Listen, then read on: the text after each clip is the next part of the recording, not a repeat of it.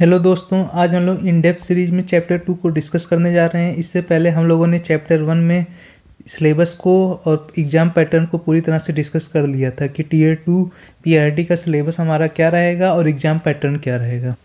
तो जो भी फ्रेंड अभी हमारा वीडियो 1 नहीं देखे हैं उसको जा करके देख सकते हैं, उससे आपको कंप्लीट अंडरस्टैंडिंग मिल जाएगी।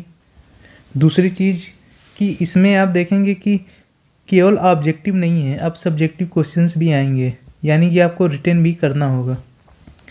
और 2.5 घंटे के टाइम में ही आपको 10 क्वेश्चंस लिखने होंगे जो कि 40 नंबर के होंगे।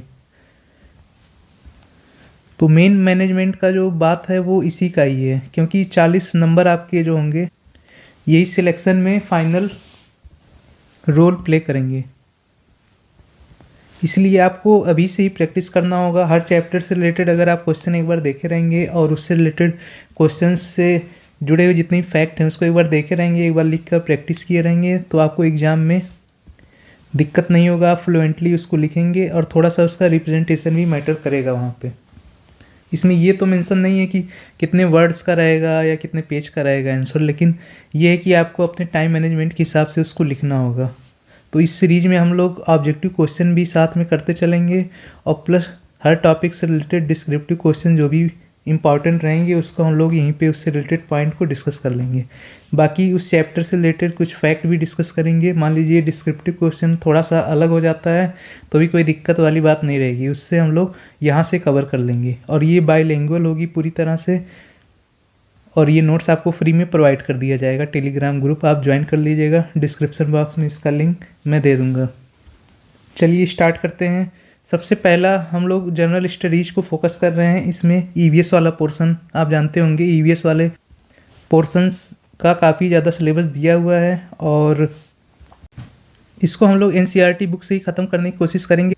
और जितने भी एनसीईआरटी में फैक्ट दिए हुए हैं, स्पेशली जो एग्ज़ाम के लिए ज़्यादा इंपॉर्टेंट है, उसको हम लोग डायरेक्ट देखेंगे। तो स्टार्ट करते हैं आज का कोर्स। तो आज हम लोग देखने वाले हैं चैप्टर, वैसे तो हमारा 2 है लेकिन स्टार्टिंग हम लोग मेन सिलेबस की यहीं से कर रहे हैं, चैप्टर 2 से ही कर रहे हैं, क्योंकि चैप्टर 1 में इंट्रोडक्शन बहुत ज़रूरी था। तो आज स्टार्ट करते हैं फैमिली, फ्रेंड्स एंड कम्युनिटीज़। तो सिलेबस में आप देखेंगे सबसे पहले हम लोगों का फर्स्ट पॉइंट यही दिया हुआ है। ये ईवीएस का भी पोर्शन रह चुका है। अभी तक आप ऑब्जेक्टिव इससे रिलेटेड कर चुके होंगे लेकिन अभी तक डिस्क्रिप्टिव नहीं किए होंगे। तो हम लोगों का जो अप्रोच रखना है वो दोनों को कंबाइन रख के चलना है। तो इस सिलेबस में मेनली 3 चैप्टर आते हैं। अगर आप एनसीईआरटी देखेंगे, एनसीईआरटी थर्ड क्लास, अच्छा उसका नाम क्या होगा, एनसीईआरटी का क्या नाम है, आवर वांडरस वर्ल्ड। तो ये बुक का नाम है, जहाँ से रेफरेंस लिया गया है। इस chapter family, friends and communities से रिलेटेड 3 चैप्टर दिए हुए हैं। पहला है हम लोगों का आवर फैमिलीज एंड कम्युनिटीज, दूसरा है एक मेला से रिलेटेड दे रखा है टॉपिक, और थर्ड है हमारा जो भी हम लोग फेस्टिवल मनाते हैं उससे रिलेटेड चैप्टर दे रखा है। इन तीनों चैप्टर को हम लोग ब्रीफ में डिस्कस करेंगे ताकि हमारे सारे पॉइंट क्लियर हो जाएं, और उससे रिलेटेड जो एमसीक्यू होगा हम लोग लास्ट में करेंगे, और साथ में मैं डिस्क्रिप्टिव क्वेश्चंस भी आपको करा दूंगा। तो इस वीडियो में सबसे मेन फैक्ट क्या क्या हमको देखना है वो चीज़ सबसे पहले जानना ज़रूरी है। किस चीज़ पे हम लोग फोकस करेंगे, concept of family and community, types of families big और स्मॉल, वैल्यूज, ये मोस्ट इम्पॉर्टेंट टॉपिक आप लिख लीजिएगा। Values, cooperation, care, sharing and respect. तो इससे रिलेटेड क्वेश्चंस बनते हैं और वो ऑब्जेक्टिव में हम लोग करेंगे, तो मैं दिखाऊंगा कि कैसे क्वेश्चंस यहाँ से बन रहे हैं। नेक्स्ट है role of elders and community members. तो इस रिलेटेड भी टॉपिक में अच्छा खासा डिस्कशन है। आप 1-2 चैप्टर में देखेंगे कि इस टॉपिक पे ज़्यादा फोकस किया गया है। Care of elders and inclusiveness, safety, cleanliness and civic sense. तो जो मेला वाला चैप्टर है उसमें इस वाले पॉइंट पे फोकस किया गया है।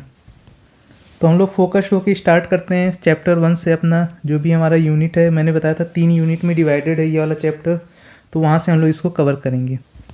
तो पहला चैप्टर है हमारा फैमिली एंड फ्रेंड्स। ठीक, फैमिली एंड फ्रेंड्स के नाम से है चैप्टर। तो इससे रिलेटेड देखते हैं। This unit focuses on families and communities and their importance in a child's life. तो इंट्रोडक्शन में ही बताया गया है कि एक बच्चे के जो भी फैमिली है उसके लाइफ पे क्या इम्पैक्ट डालती हैं। और इसी चैप्टर में ये भी एक्सप्लेन किया गया है कि डिफरेंट फैमिली मेम्बर्स जो भी हमारे हैं, किसी भी फैमिली के जितने भी डिफरेंट मेंबर्स हैं उनके बारे में भी डिस्कस किया गया है, उनके रिलेशनशिप के बारे में, how they love, care for and support each other. तो इतनी चीज़ों के बारे में डिस्कशन है। यहाँ से चिल्ड्रन क्या क्या लर्न कर सकते हैं। फैमिलीज कैन बी बिग और small, may include parents, grand parents, siblings, relatives, even pets.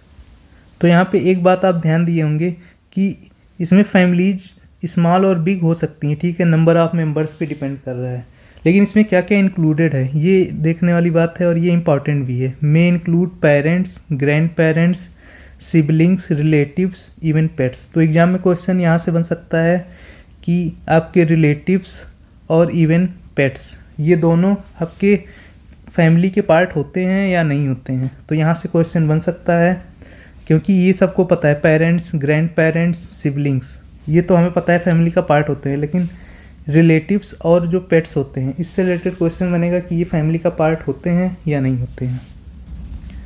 अच्छा, इस चैप्टर में और क्या क्या बातें की गई हैं इसमें हाईलाइट किया गया है।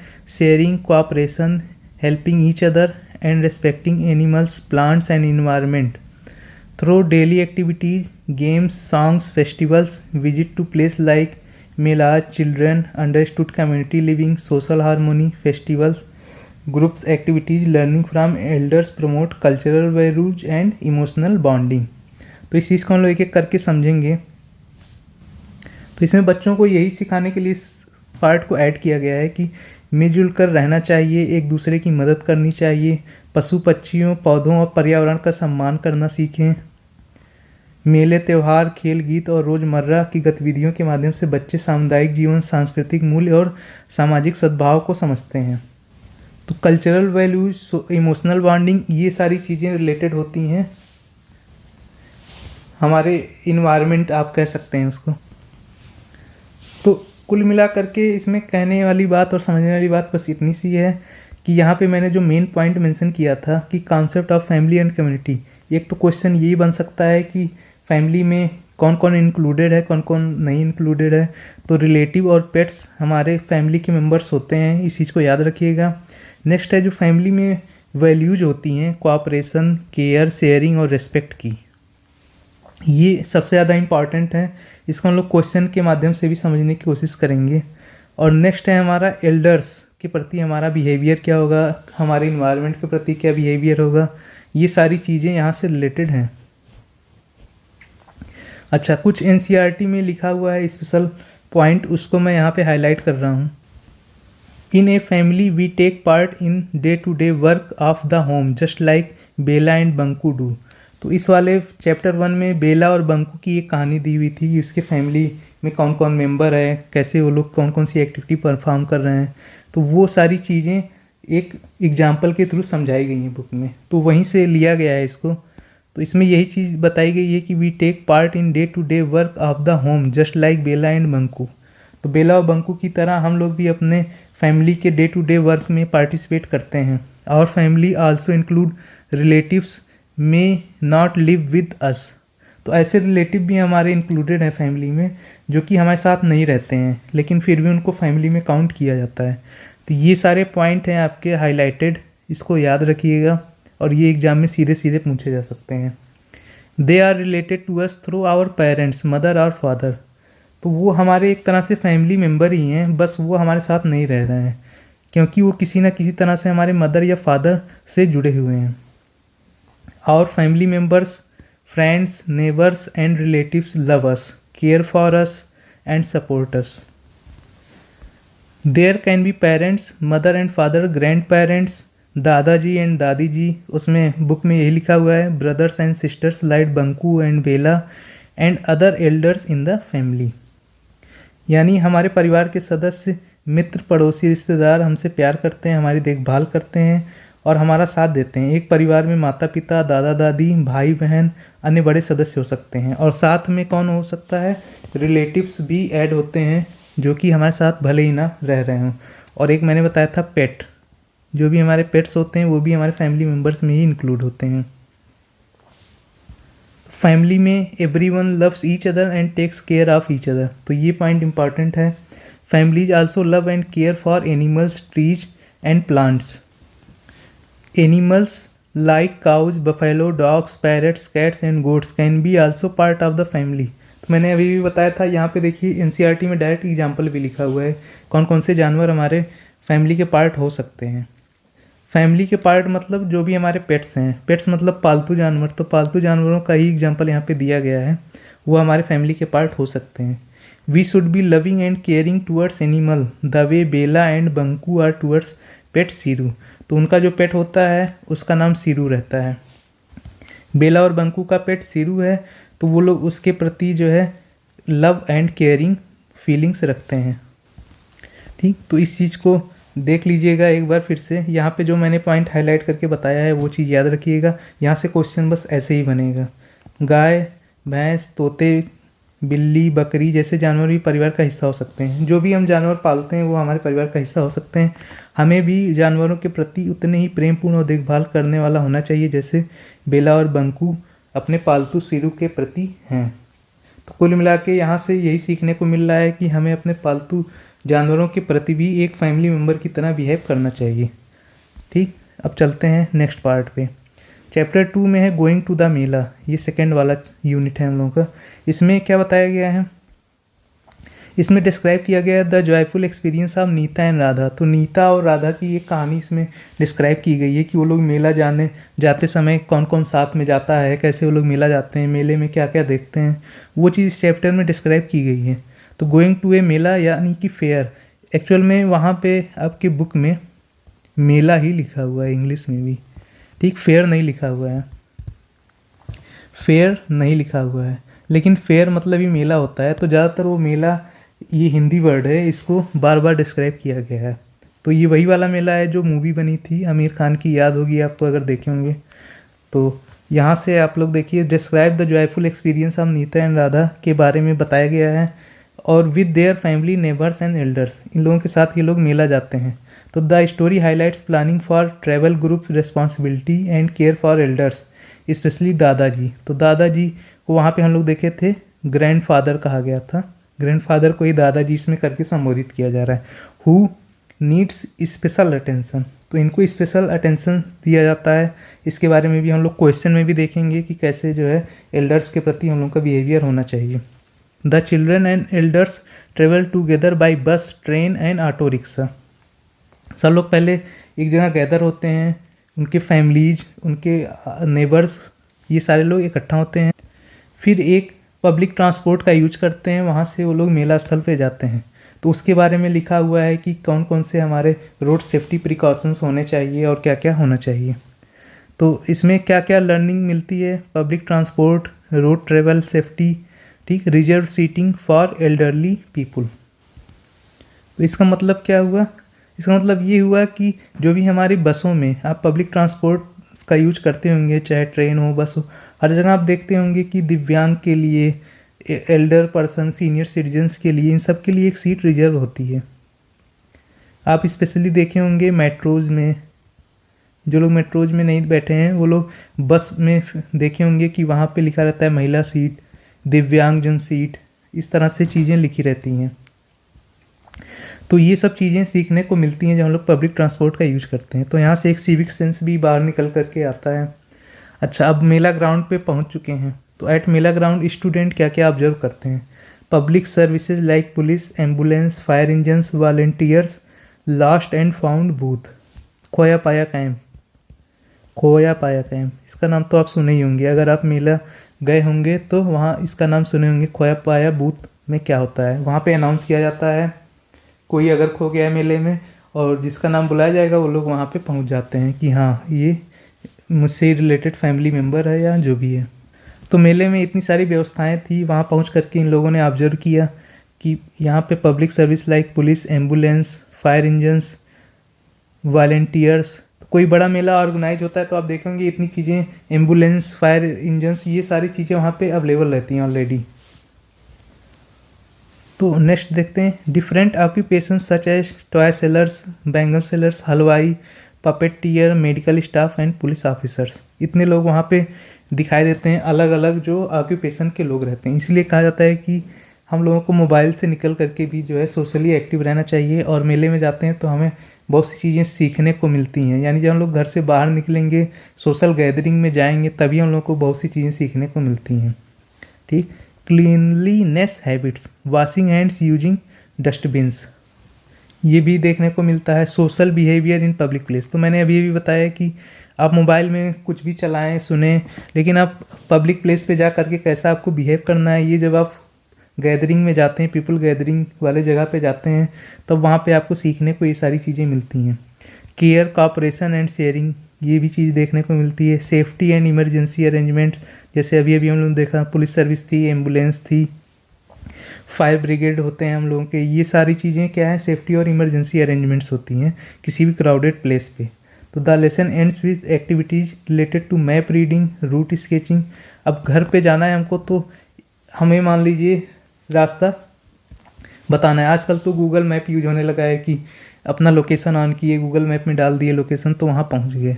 तो हम लोगों को पहले स्टार्टिंग यहाँ से करनी चाहिए, बच्चों को सिखाना चाहिए। मान लीजिए यहाँ पे मेला लगा हुआ है, यहाँ पे घर है, तो यहाँ पे आने के लिए कई सारे रास्ते हैं, उस रास्ते पे पहुँचने के लिए कौन कौन से मोड़ आएंगे, क्या क्या चीज़ें रहेंगी, तो ये सब भी चीज़ें सीखने को मिलती हैं। तो ये बाहर निकलने का फ़ायदा होता है, यहाँ से अंडरस्टैंडिंग बढ़ती है। मैप, मान लीजिए आप गूगल मैप ही इस्तेमाल कर रहे हैं, लेकिन अभी बहुत लोग उसको भी नहीं यूज कर पाएंगे कि उससे कहाँ पहुँचना है, पहुँच ही नहीं पाएंगे, भले ही मैप में वो चीज़ें दिख रही हैं। तो आप बाहर निकलेंगे तभी आप सीख पाएंगे, चाहे मोबाइल में हो या रियल में।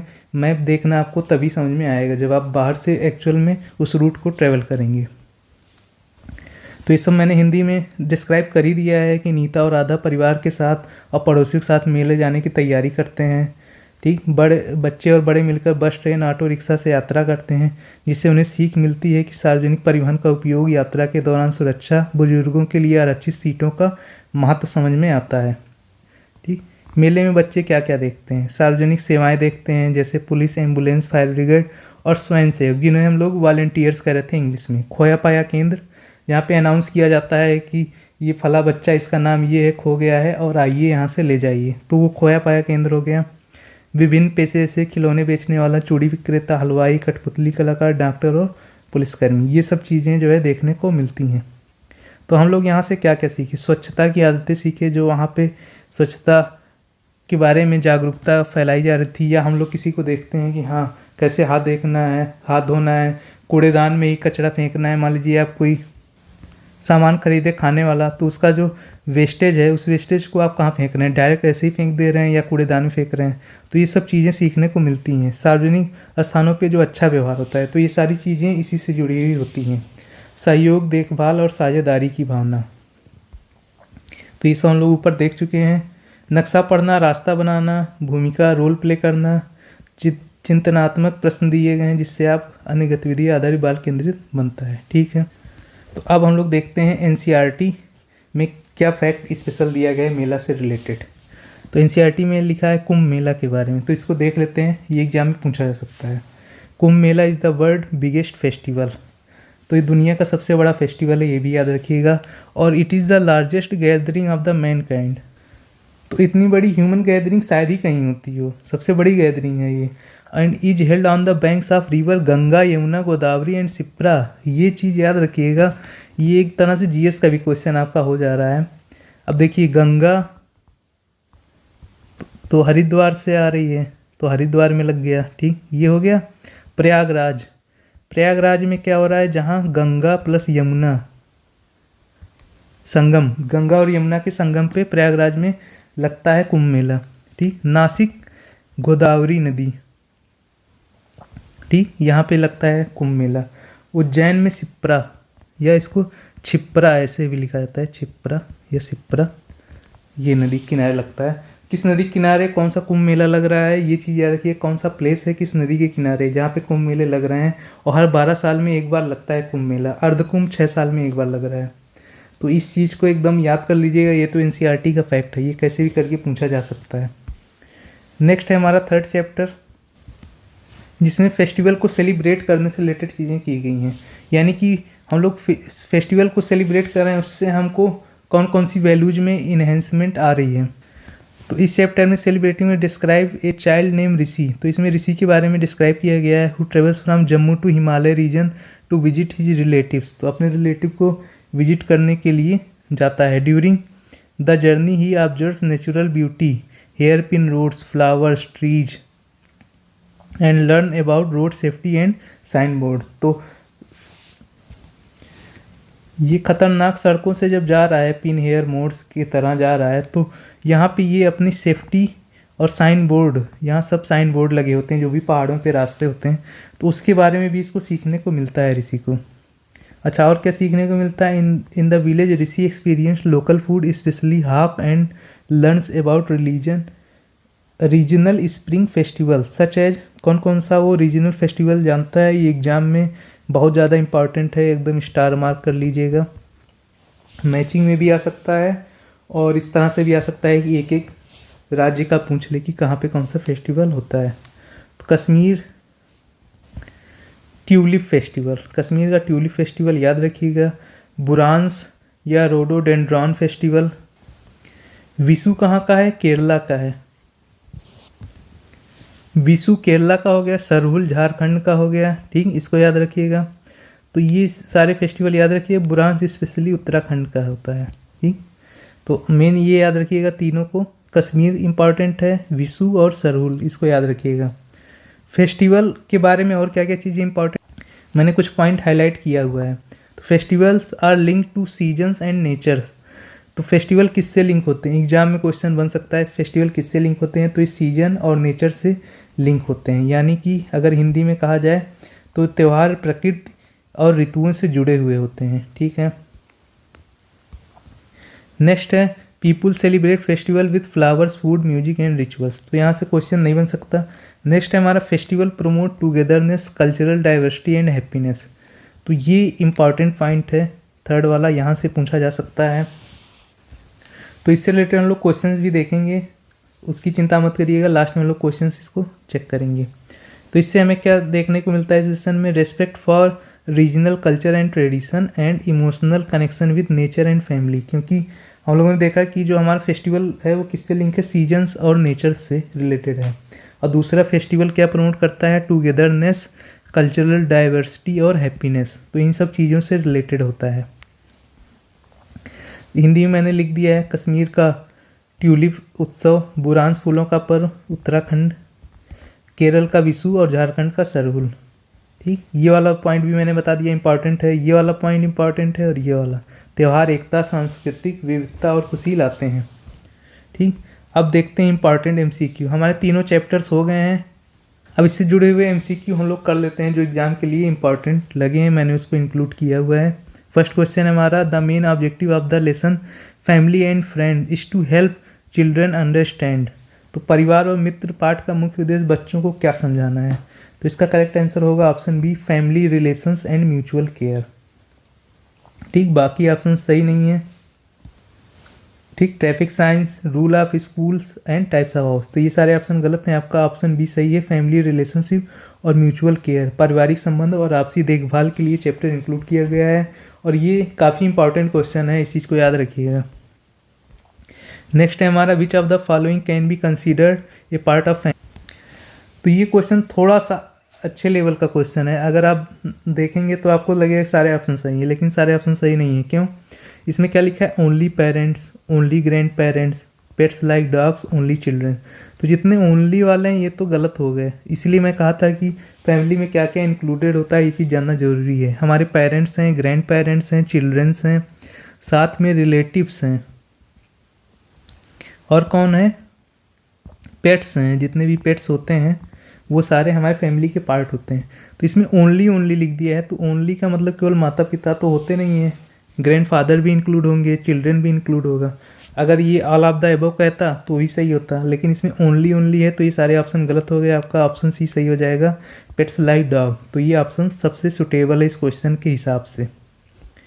नेक्स्ट क्वेश्चन है, what value is promoted when family members share work at home, तो मैंने कहा था कि इसमें वैल्यू से रिलेटेड क्वेश्चंस आएंगे ही आएंगे। तो देखिए क्वेश्चन आ गया आपका,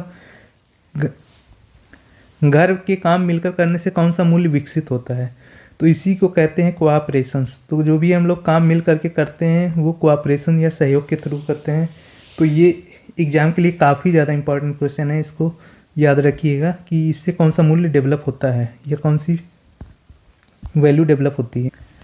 अच्छा, कोई ऐसी एक्टिविटी कर रहे हैं जैसे like playing together and singing songs, तो साथ में मिलकर गाना या साथ में मिलकर खेल रहे हैं, तो इससे कौन सी वैल्यू जनरेट होती है या इससे क्या होता है। तो इससे इसका करेक्ट आंसर होगा ऑप्शन बी, इमोशनल बॉन्डिंग। तो आज के टाइम में आप देखेंगे यही सबसे घटते हुए क्रम में जा रहा है, क्योंकि सब लोग अपने अपने फ़ोन में ही सब कुछ खेल ले रहे हैं। जबकि जब हम लोग साथ में खेलते हैं और गाना गाते हैं, बच्चे आपस में कई तरह के गेम्स खेलते हैं, लूडो, कबड्डी, इस तरह के गेम खेलते हैं, तो उनमें इमोशनल बॉन्डिंग आती है। तो इसका ऑप्शन भी करेक्ट हो जाएगा, ये चीज़ याद रखिएगा। Celebrating festival together help children to learn. तो त्यौहार मिलकर मनाने से बच्चे क्या सीखते हैं। तो त्यौहार मिलकर जब मनाते हैं तो उन्हें कल्चरल डाइवर्सिटी और यूनिटी के बारे में समझ आती है। जैसा कि हम लोगों ने ऋषि के एग्जाम्पल में देखा था कि उसने कितने सारे फेस्टिवल को ऑब्जर्व किया। तो इसका ऑप्शन ही करेक्ट हो जाएगा। Pets in the lessons help children developed. जानवर बच्चों में क्या विकास करते हैं। तो सिंपैथी और केयर को डेवलप करते हैं। तो ये चीज़ हम लोग उसमें देखे थे, जो एनसीईआरटी वाले फैक्ट था उसमें हम लोगों ने देख लिया था कि पेट के प्रति हमारा बिहेवियर कैसा होना चाहिए, लव और केयरिंग होना चाहिए। तो वहाँ से ये क्वेश्चन अब पार्ट 20 का सही हो जाएगा। Which question best checks a child's understanding of family cooperation. तो कौन सा प्रश्न परिवार में सहयोग की समझ जांचता है। तुम्हारा पसंदीदा रंग क्या है। तो इससे तो सहयोग की भावना हो नहीं रही है। Who helps in cooking at your home. तो ये आपका जो है क्वेश्चन कहीं ना कहीं रिलेट कर रहा है कोऑपरेशन से, क्योंकि जो कोई भी सहयोग कर रहा है कुकिंग में उसका नाम आएगा। तो यहाँ से इस क्वेश्चन से हमें पता चल रहा है कोऑपरेशन की भावना या कोऑपरेशन वैल्यू। तो इसका ऑप्शन भी सही हो जाएगा। राइटिंग अल्फ़ाबेट नहीं, काउंट नंबर्स नहीं। तो इसका करेक्ट आंसर ऑप्शन बी हो जाएगा। विच flower is associated with Kashmir spring festival. तो ये भी मैंने फेस्टिवल वाला चैप्टर से लिया है। तो ट्यूलिप इसका करेक्ट आंसर हो जाएगा। ट्यूलिप फेस्टिवल कश्मीर मनाया जाता है, ऑप्शन सी इसका करेक्ट हो जाएगा। Vishu festival mainly celebrated in which state. तो विशु था हमारा केरल का, ये भी हम लोग देख चुके हैं। सरहुल कहाँ का था, कमेंट करके बताइएगा। देखिए नेक्स्ट आ ही गया क्वेश्चन हम लोगों का। सरहुल फेस्टिवल का किस स्टेट से एसोसिएटेड है, झारखंड से एसोसिएटेड है।